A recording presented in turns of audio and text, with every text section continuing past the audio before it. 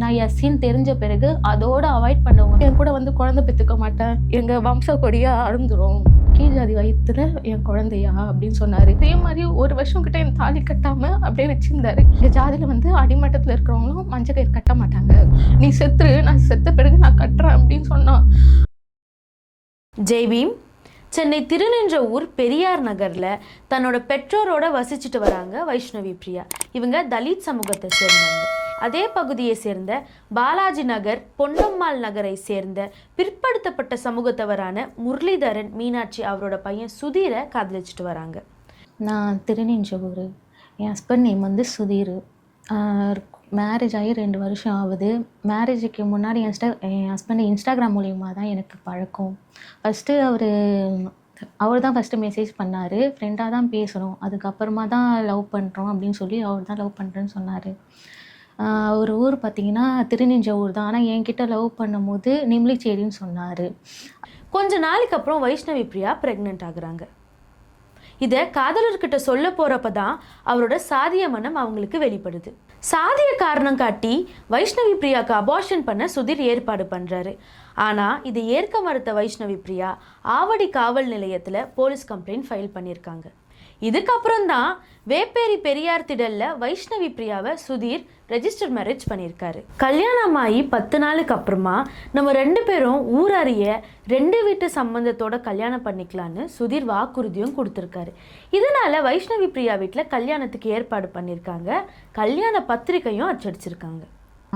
என் கூட மேரேஜுக்கு முன்னாடி பழகிட்டு என்னை ப்ரெக்னென்ட் ஆக்கிட்டு மேரேஜ் பண்ணிக்க விருப்பம் இல்லைன்னு சொன்னார். அதனால் போலீஸ் ஸ்டேஷனில் கம்ப்ளைண்ட் கொடுத்தோம். அது விசாரித்து அதுக்கப்புறம் வந்து ஃபஸ்ட்டு ரிஜிஸ்டர் பண்ணிக்கிறேன்னு சொன்னார்.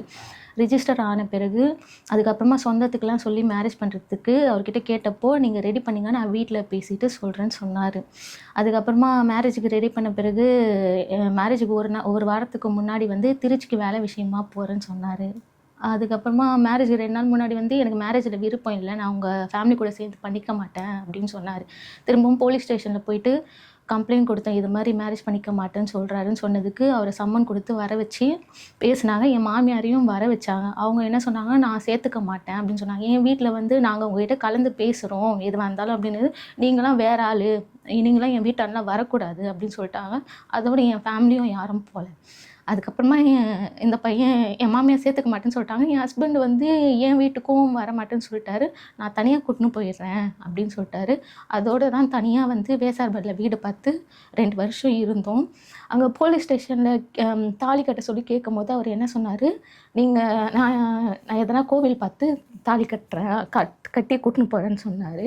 ஆனால் கூட்டின்னு வந்த பிறகு தாலிலாம் கட்டல. ஒரு 6 நாள் கிட்ட அரும்பாக்கத்தில் ஹோட்டலில் ஒன்று இருந்தோம். அதுக்கப்புறமா தான் வேசார்பாடி வீடு பார்த்தாரு. வேசார்பாடி வீடு பார்த்த பிறகு அப்போ நான் கேட்டேன், தாலி கட்ட சொல்லி கேட்டதுக்கு அவர் என்ன சொன்னார், எங்கள் ஜாதியில் வந்து அடிமட்டத்தில் இருக்கிறவங்களும் மஞ்சள் கயிறு கட்ட மாட்டாங்க, கோல்டு செயின் தான் போடுவோம்னு சொன்னார். ஒரு 6 மாதம் கிட்ட வெயிட் பண்ண சொன்னார் கோல்டு செயின் வாங்குறதுக்காக. சரி நான் வெயிட் பண்ணேன். நான் தான் சொல்றேன் ஓகேவா, நான் வந்து விளையாட்டா பேசுனா என்னப்பா விளையாட்டு எனக்கு புரியல. என்னப்பா விளையாட்டு, எங்களுதுல தாலி செயின் தான் போடுவோம், மஞ்சள் கயிறுலாம் கட்ட மாட்டோம் சொன்னேன். சரி தாலி செயினுக்கு சரி நான் வாங்கிக்கிறேன்னு சொன்னதுக்கு என்ன சொல்ற, நீ ஃபர்ஸ்ட் எனக்கு வாங்கி கொடு, செயின் வாங்கி கொடு, எனக்கு பிரேஸ்லெட் வாங்கி கொடுன்ற. நான் அதுக்குதான் சொன்னேன், நான் வந்து நான் காசு போட்டுன்னு இருந்தேன், நீங்க தான் அவசரப்பட்டீங்க, நான் ஜிஆர்டில போட்டுருந்தேன் உங்ககிட்ட சொன்னேன். ஐயோ எனக்கு புரியல. நான் கேட்டது இப்போ லாஸ்டா இப்ப சண்டைக்கு முன்னாடி கேட்டப்போ, சண்டைக்கு முன்னாடி தான் சார், அப்ப பார்த்து கதையை நான் பேசல சார், இப்ப சண்டைக்கு முன்னாடி பேசின கதை சார் இது. சண்டைக்கு முன்னாடி நான் கேட்டேன், அதுக்கு என்ன சொன்னீங்க, நீ எனக்கு வாங்கி கொடு செயின் பிரேஸ்லெட். என்ன 6 மாதம் ஆகியும் தாலி கட்டலை. அதுக்கப்புறமா நான் கேட்டேன், இன்னும் 3 மாதம் வெயிட் பண்ண சொன்னார். அதே மாதிரி ஒரு வருஷம் கிட்ட என் தாலி கட்டாமல் அப்படியே வச்சுருந்தார். அது வந்து நான் இருந்ததில் லைன் ஹவுஸ், எல்லாருமே ஃபேமிலியாக இருக்கிறவங்க. அங்கே நான் தான் கடைக்கு போவேன் வருவேன். எல்லோரும் என்னை ஒரு மாதமாக பேச ஆரம்பிச்சிட்டாங்க, இந்த பையன் கூட தனியாக இருக்குது, கல்யாணம் ஆச்சா இல்லையான்னு தெரியல. அதுக்கப்புறமா நான் போய் சொன்னேன் என் ஹஸ்பண்ட் கிட்ட, இது மாதிரி பேசுகிறாங்க என்ன அப்படின்னதுக்கு, நீ செத்துரு, நான் செத்த பிறகு நான் கட்டுறேன் அப்படின்னு சொன்னான். அதுக்கப்புறம் நான் ஒரு வருஷமாக வெயிட் பண்ணேன், அப்பயாச்சும் என்னை சேர்த்துப்பாங்க அவங்க ஜாதியில் சொல்லி தான் நான் வெயிட் பண்ணேன். அந்த பையன் அவங்க ஜாதியில் என்னை சேர்த்துக்கிறதுக்கே அவங்க ரெடியாக இல்லை. அதுக்கப்புறமா நான் கை கட் பண்ணிக்கிட்டேன். அதனால் கட் பண்ண பிறகு தான் அந்த பையன் எனக்கு மஞ்சள் கயிறு கட்டினாரு. கட்டிட்டு அதுக்கப்புறமா வந்து அவங்க அம்மா வீட்டுக்கு போகிறேன்னு சொல்லிட்டு போனவரே போயிட்டு நான் கையை கட் பண்ணிக்கின்னு மிரட்டுன்னு சொல்லி என் மேலேயே கம்ப்ளைண்ட் கொடுத்தாரு. அதுக்கப்புறம் போலீஸ் ஸ்டேஷனுக்கு கூப்பிட்டாங்க. நான் சொன்னேன், இது மாதிரி மேடம் தாலி கட்டாமச்சு எல்லாம் அசிங்கமாக என்ன பேசுகிறாங்க அப்படின்ன பிறகு அவங்க பேசி அமுச்சு விட்டாங்க. அந்த தாலி எப்போ கட்டினாரோ அதோட என் மாமியார் என்னை வாழவே விடலை. என் ஹஸ்பண்ட் அதோட வீட்டில் சாப்பிட்றது கிடையாது. துணி துவைக்கிறது கூட, என்னை துணி கூட துவைக்க விட்டதுக்கு அவங்க அம்மா வீட்டுக்கு சனிக்கிழமை ஞாயிற்றுக்கிழமையான அவர் மட்டும்தான் போவார். என்னை கூட்டின்னு என்னை ஒரு நாள் கூட அவங்க வீட்டில் சேர்த்ததே இல்லை. கல்யாணம் ஆனதுலேருந்து துணி துவைக்கிறது எல்லாமே அவங்க அம்மா வீட்டில் தான் எல்லாமே போய் பண்ணுறது. இங்கே என்னை ஒதுக்க ஆரம்பிச்சிட்டாரு சுத்தமாக. என்னை எந்த வேலையும் செய்ய விடாமல் இது பண்ணாமல், உன்னை வந்து நீ தான் எனக்கு சமைக்கக்கூடாது, நீ செஞ்சால் நான் சாப்பிட மாட்டேன், குழந்தை பெற்றுக்க என் கூட வந்து குழந்தை பெற்றுக்க மாட்டேன், எங்கள் வம்ச கொடியாக அழுந்துரும், இன்னும் அவங்க அம்மா வந்து எங்கள் அம்மா வந்து உங்களாம் குழந்தை பெற்றுக்கூடாது சொல்லியிருக்காங்க அப்படின்னுவாரு. என்னை சமைக்கக்கூடாது. என் வீட்டில் வந்து சாப்பிட்ற தட்டு வந்து அவருக்கு ஒரு தட்டு இருக்கும், எனக்கு ஒரு தட்டு இருக்கும். நான் ஒரு நாள் வந்து அவருடைய தட்டை எடுத்து சாப்பிட்டேன். அது வேலைக்கு போயிட்டு வரும்போது அவர் தட்டை எடுத்து சாப்பிட்டுன்னு இருந்தேன். பார்த்துட்டு என் தட்டெல்லாம் எடுக்காத, தீண்டத்தக்காதவ அப்படின்னு என்ன சொன்னார். அதுக்கப்புறமா குழந்தைக்கு கேட்டதுக்கு உங்களுக்குலாம் குழந்தை பெற்றுக்க மாட்டேன், கீழ் ஜாதி வயிற்றுல என் குழந்தையா அப்படின்னு சொன்னார். நான் மார்ச் மந்த்து வந்து என் ஹஸ்பண்ட் வீட்டுக்கு வேலையை முடிச்சுட்டு வீட்டுக்கு வந்தார். வீட்டுக்கு வந்தபோது நான் வந்து எனக்கு காசு எதுவும் இல்லை, காய்கறிக்கு கேஷ் கொடுன்னு 100 ரூபா தான் கேட்டேன் நான். அதுக்கு வந்து நீ என்ன வட்டிக்கு விட்ட மாதிரி கேட்குறேன்னு என்னை ஒரு மாதிரி அசிங்கமாக பேச ஆரம்பிச்சிட்டாரு. அதுக்கப்புறமா சரி நான் போயிட்டு சமைச்சிட்டு நான் வந்து உட்காந்துட்டேன்.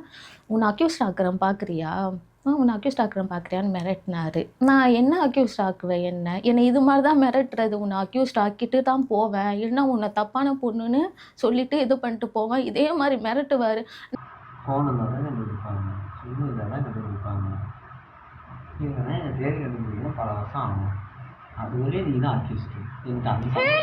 புரியல, நீங்க எங்கேயோ போய் இருக்கிறதுக்கு நான் ஏன் அக்யூஸ்ட் ஆவேன்?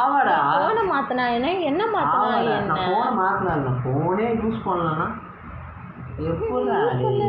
என்ன இல்ல அந்த அளவுக்கு டம்மியா போலீஸு? பரவாயில்லடா, சரி பரவாயில்லடா,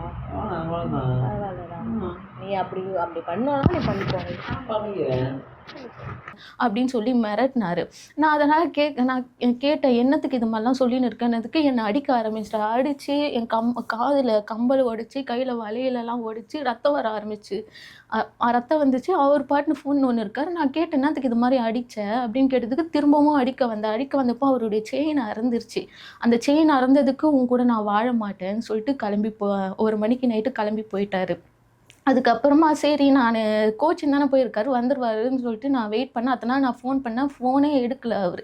அதுக்கப்புறமா அத்தனை நாள் என்ன சொன்னார், மெசேஜ் பண்ணார், நான் வந்து இது மாதிரி மனசு சரியில்லை, நான் பெங்களூருக்கு வேலை கேட்டு போகிறேன், நான் 10-15 நாளில் வந்துடுவேன்னு சொன்னார். சரி ஓகே வந்துடுவாருன்னு சொல்லி தான் நான் வெயிட் பண்ணேன். அதுக்கப்புறமா இல்லை, ஃபோன் பண்ணாலும் எடுக்க மாதிரி எந்த ரெஸ்பான்ஸுமே இல்லை. அதனால தான் வந்து நான் அதுக்கப்புறமா கேட்டேன் என் ஹஸ்பண்ட் கிட்ட, நம்ம ஒரு வாட்டி நேரில் மீட் பண்ணி பேசலாம் வாங்க, எதுவாக இருந்தாலும் பேசலாம்னு சொன்னதுக்கு அண்ணா பார்க் டவரில் வந்தார். வந்து பேசணும். நான் அவர்கிட்ட கெஞ்சினேன். அவர் என்ன சொன்னார், எனக்கு 2 நாள் டைம் கொடு, நான் யோசித்து சொல்லுறேன் என்னன்னு, வீட்டுக்கு வந்தார் இல்லைன்னா என்ன முடிவு சொல்கிறேன்னு சொன்னார். அதுக்கப்புறமா வந்து திரும்ப 2 நாள் கழிச்சு ஃபோன் பண்ணால் ஃபோனும் எடுக்கல, எந்த ரெஸ்பான்ஸுமே இல்லை. அதனால் வந்து சரி கம்ப்ளைண்ட் கொடுக்கறதுக்கு முன்னாடி என் மாமியார் வீட்டில் போய் பேசிடலான்னு சொல்லி என் மாமியார் வீட்டுக்கு போனேன் நான். அங்கே போன பிறகு அங்கே எங்கள் ஹஸ்பண்ட் இல்லை, என் மாமனார் மாமியார் தான் இருந்தாங்க. நான் வந்து சொன்னேன், இது மாதிரி தான் இது பிரச்சனையாச்சு, இவர் இது மாதிரி கோச்சிங் போயிட்டாரு, உங்கள் பையன்கிட்ட பேசுகிறேன்னு சொன்னதுக்கு ஃபோனே பண்ணலை அவங்க. என் பையன் ஃபோனே எடுக்க மாட்டான், என்னாச்சுன்னே தெரியல, நீங்கள் எதனா பண்ணிட்டீங்களா அப்படின்னு என் மேலே பழி போட ஆரம்பிச்சிட்டாங்க. அதுக்கப்புறமா வந்து நான் அவங்க காலில் விழுந்து கெஞ்சினேன் நான், இந்த காலத்துலலாம் ஜாதிலாம் பார்த்தா எப்படிமா அப்படின்னு கேட்டதுக்கு அவங்க எஸ்சியை விட நாயர் எவ்வளோ பெருமை தெரியுமா அப்படின்னு என்னை கேட்டாங்க. அதுக்கப்புறமா நான் வந்து உங்கள் பையன் வர வரையும் நான் இங்கே தான் இருப்பேன், நான் எப்படி தனியாக இருக்கிறது, நான் தனியாக 15 நாள் கிட்ட நான் தனியாக இருந்துட்டேன், அதுக்கப்புறமா எதுவுமே தனியாக இருக்க முடியாது, உங்கள் கூட இருக்குன்னு சொன்னதுக்கு நீ இங்கே இருந்தீங்கன்னா நாங்கள் எதனா பண்ணிப்போன்னு 2 பேரும் வெளியே ஓடுனாங்க. நான் அதனால் என் மேலே எதனா பிரச்சனை வரப்போகுதுன்னு நீங்கள் இருங்க, உங்கள் பையன்கிட்ட பேசி சொல்லுங்கள், நான் போகிறேன்னு சொல்லிட்டு நான் கிளம்பி வந்துட்டு நான் அடுத்த நாள் வெயிட் பண்ணேன். நான் போலீஸ் ஸ்டேஷனில் திருநீஞ்சவூர் போலீஸ் ஸ்டேஷன்லேருந்து கால் பண்ணாங்க, இது மாதிரி உன் மாமியார் உன் மேலே கம்ப்ளைண்ட் கொடுத்துருக்காங்க,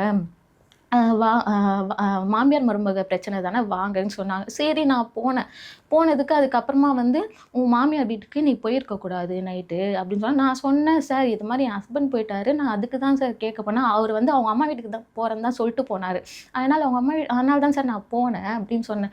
அதுக்கு வந்து நான் அவங்க வந்து ஃபுல் சப்போர்ட் என் ஹஸ்பண்ட் சைடில் தான் பண்ணாங்க, எனக்கு பேசவே விடலை அவங்க. நான் சொன்னேன் இவங்க வந்து இது மாதிரி என்னை வந்து எஸ்சி விட நாயர் எவ்வளோ பெருமை தெரியுமா இது மாதிரி கேட்டாங்க சார். எனக்கு கல்யாணம் ஆகி 2 வருஷம் ஆகுது, ஒரு நாள் கூட என்னை அவங்க சேர்த்ததே கிடையாது சார் சொன்னதுக்கு, அம்மா அவங்களாம் படித்தவங்க மாதிரி இருக்கு, அவங்களாம் அப்படி பேசாதம்மான்னு அந்த இன்ஸ்பெக்டர் சொன்னார்.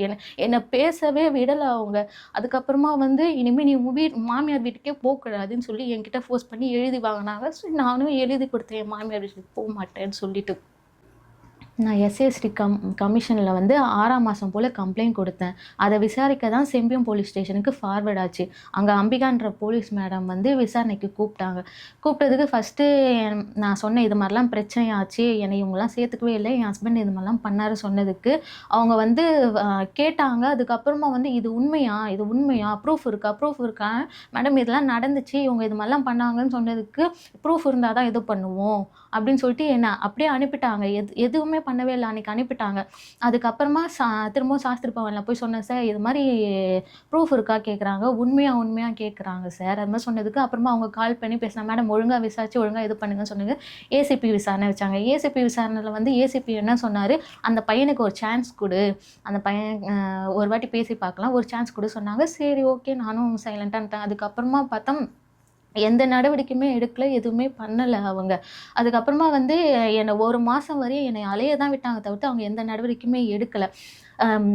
என்கிட்ட வந்து 7ஆம் மாதம் வந்து அம்பிகான்ற போலீஸ் மேடம் வந்து எனக்கு கால் பண்ணி அர்ஜென்ட்டாக ஒரு ஸ்டேட்மெண்ட் எடுக்கணும் அப்படின்னு சொன்னாங்க. அதில் வந்து அவங்க வந்து நான் கேட்குறதுக்கு பதில் சொல்லுன்னு சொன்னாங்க. அவங்க கேட்குறதுக்கு தான் பதில் சொல்லியிருப்பேன்.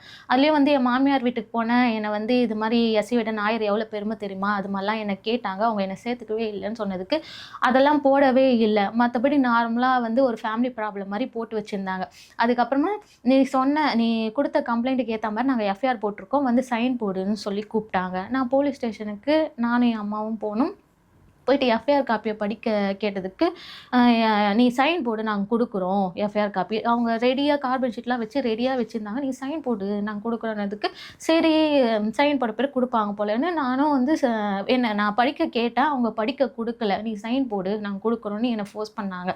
அதுக்கப்புறமா சரி சைன் போட்டு காப்பி கொடுங்கன்னா காப்பி கொடுக்கல, உனக்கு போஸ்ட்டில் அனுப்புவோம் அப்படின்னு சொல்லிட்டாங்க. அப்போ தான் சொன்னாங்க நீ சைன் போடு நான் கொடுக்குறேன்னு சொல்லிட்டு. அப்புறமா நான் சைன் போட்ட பிறகு இல்லை நாங்கள் போஸ்ட்டில் அனுப்புகிறோன்னு என்னை அனுப்பி வச்சுட்டாங்க. போஸ்ட்டில் வந்துச்சு காப்பி. எஃப்ஐஆரில் பார்த்தா ஃபுல்லாக என் ஹஸ்பண்டை காப்பாற்றுற எண்ணத்தில் தான் எல்லாமே போட்டு வச்சுருக்காங்க. இது நார்மலாக ஒரு ஃபேமிலி ப்ராப்ளம், என்னை அவங்க சேர்த்துக்கவே இல்லை, என்னை கீழ் ஜாதி என் ஹஸ்பண்ட் திட்டினார், எதுவுமே அவங்க போடவே இல்லை. நார்மலாக சும்மா நான் கொடுத்த கம்ப்ளைண்ட்டுக்கு ஏற்ற மாதிரியே அவங்க எஃப்ஐஆர் காப்பி போடவே இல்லை. அவரை காப்பாற்றுற எண்ணத்தில் தான் ஃபுல் சப்போர்ட் போலீஸ் சைட்லேருந்து ஃபுல் சப்போர்ட் பண்ணது என் ஹஸ்பண்டுக்கு. பெண்களுக்கு எதிரான வன்முறைகள் நாளுக்கு நாள் அதிகரிச்சுட்டே வர இந்த சூழ்நிலையில் இந்த வழக்கில் சுதீரை இன்னும் கூட அரெஸ்ட் பண்ணலன்றது குறிப்பிடத்தக்கது. இந்த மாதிரியான பிரச்சனைகளில் பெரும்பாலும் பாதிக்கப்படுறது தலித் பெண்கள் தான். அதனால் பாதிக்கப்பட்ட பெண்ணோட உண்மையான பெயரை அவங்க எதிர்கால நலன் கருதி எங்களால் சொல்ல முடியல.